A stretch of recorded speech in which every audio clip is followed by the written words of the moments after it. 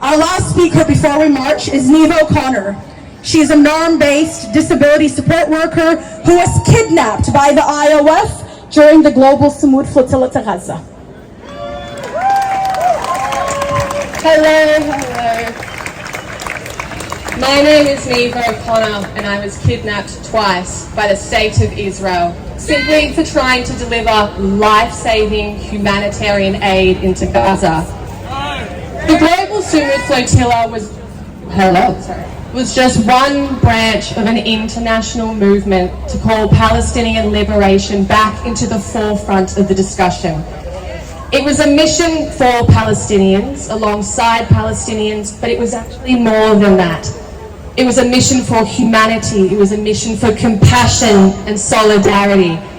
It was a mission for all who are oppressed under the tyranny of imperialism.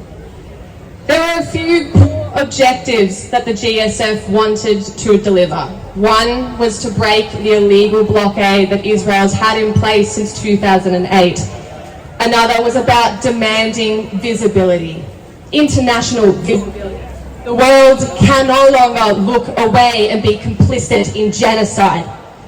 While we did not make it to Gaza, this mission, in my eyes, was still successful. Look at us. I know we meet every week, and I know that we are here with compassion and solidarity, but we have got the world listening. We have got the world looking at the horrors that Israel is committing in Palestine. It was successful because of ordinary people like you and I standing up for something extraordinary. The escalation of violence between my first kidnapping and the second says something very clear to me. It says that Israel is afraid. Israel is fearful for the core values of GSF, which are compassion and humanity, but they are afraid of a liberated Palestine. As a result of trying to deliver life-saving aid into Gaza, I have severe bone bruising to my spine, ribs and sternum as a result of being repeatedly kicked, stomped on and kneed. I have a concussion and severe whiplash to my neck. I was sexually humiliated as an attempt to dominate me. My friends who I sailed with have had their ribs and their cheekbones broken, have been injected with unknown substances and have been raped. This is the brutality of Israel. I tell you this not to garner sympathy or well wishes, but to place the horrors that I experienced in a broader context of state-based violence at the hands of Israel onto Palestinians. For too long, for decades and generations now, Palestinians have been shouldering the brunt of their liberation alone. They had the violence and the brutality of Israel caused without the cameras there, without the protection and the social currency of coming from the global north. They shouldered that by themselves, and that is why I sailed, so that I can call attention to their strength and their perseverance.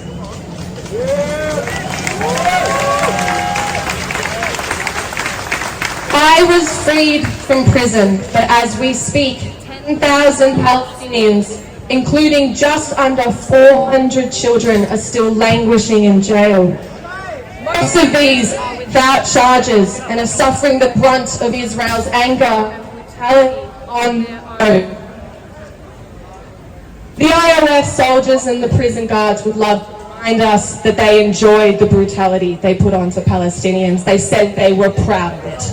I asked them directly, how can you do what you do? How can you sleep at night? And they laughed and said they enjoy it. We went there knowing that there was personal risk. And indeed, at our last stop in Turkey, many of us were scared. For those that had been kidnapped the first time and had been on the previous mission, we knew firsthand the violence and the anger and the brutality that Israel has no bounds with. But we went there for a reason. We knew the personal risks before we joined, and we did it regardless, because that is what it means to be an ally, to be an advocate for those that are suffering under oppression. It means personal sacrifice.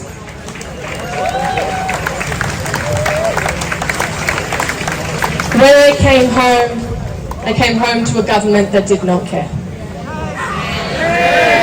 I was told my experiences were a lie and that I was a paid actor, and that the sexual humiliation and the physical assaults I had experienced and the other activists alongside me were lies. We contacted our government to try and get a response, to try and get the bare minimum of compassion, and we heard nothing. So we went to Parliament. We went to Parliament and we demanded that Foreign Affairs Minister Penny Wong look us in the eye. She said in estimates that she wishes things were different, and she wishes there were peace in Israel, and that the world is the way it is. Well, I will tell you why it is the way it is, Penny Wong. It's because we allow it to be so. The Australian government sends explosives. We send F-35 jet kites to go and bomb, carpet bomb, and forcibly displace Palestinians. That is what Australia stands for. That is what we allow in our name. It is disgusting, it is appalling, and I will not have that done in my name. We have seen that sanctioning individuals like Ben Gvir is a smokescreen. It is what Australia does best. It is symbolic action with no real meaning. Ben Gvir was applauded by Israel. He was loved by Israel. The only reason that they came out and condemned his actions is not because the treatment that us activists endured, it is because he videoed and posted it. They could no longer lie behind their narrative that we were treated with great sensitivity because one of their own government officials exposed their lies. They didn't care that we were abused because they've been doing it to Palestinians for generations. They cared that it was publicly documented. Australia is capable of sanctioning governments. We currently have 16 active sanctions in action. We also sanction South Africa for their apartheid. This proves that we have a history of standing up when things are wrong, but we're choosing to stay as an allyship with Israel and to be mates with a country that forcibly disbombs, uses sexual violence as a weapon of genocide because we prosper off of it. Money and power speaks, and we allow genocide in our name because we benefit from it. It shows to me that there is no act heinous enough that Israel can do that will make them sever our ties. We will stay friends with Israel because the government, the Labour government, wishes to stay friends with Israel. Despite our government's complicity, this flotilla has affirmed something strongly within me, and that is hope. There is international collaboration of people from all corners of the globe who are connected by one core mission, and that is Palestinian liberation. When I was a couple of days into my experiences at Barcelona Port, one of the captains said that you will be surrounded by the best part of humanity as you are sailing towards the worst. And that was true. I got to meet the most integral, intersectional, amazing activists as I was sailing towards Gaza, knowing that we would be likely intercepted by Israel, the worst of humanity. We have seen global collaboration from encampments, dock strikes, marches as disruption, and we will keep the pressure on because we will and can create change if we continue to band together. I would like to finish with a sentence that I wrote in my application, which is ordinary people achieve extraordinary things when they band together. So to everyone here, I say thank you, and I say keep standing up and keep being strong. Now join me. Free, free Palestine! Free, free Palestine! Thank you. Thank you, Neve. Free, free Palestine! Free, free Palestine! From the river to the sea! Palestine will be free! Thank you, Neve, for centering Palestine and for centering the experience of Palestinians who are subject to violence every day.